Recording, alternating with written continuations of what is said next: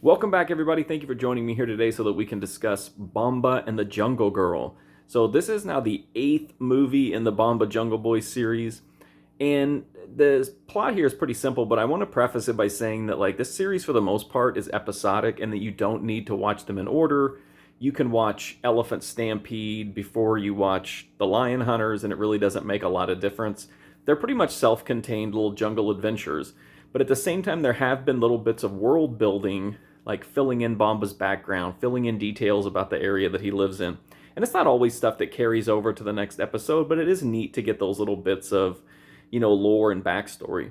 In the case of Bomba and the Jungle Girl, however, that goes to a whole new level because the entire plot hinges on the fact that Bomba has decided he wants to learn more about who he is, where he came from, and specifically who his parents are. So this is an entirely different level of world building.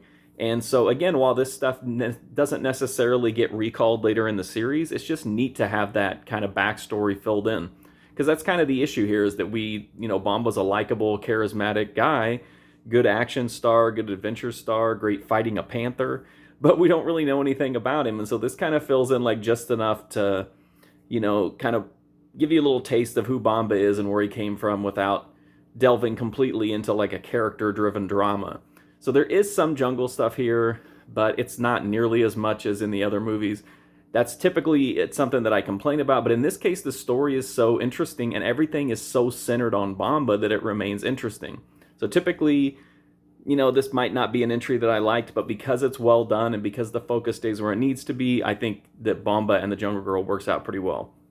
I wouldn't say that I like it as much as the Lion Hunters or Safari Drums, but I definitely think it's better than most of the series, and I definitely recommend it if you like the Bomba series, the Tarzan series, or just, old school adventure movies.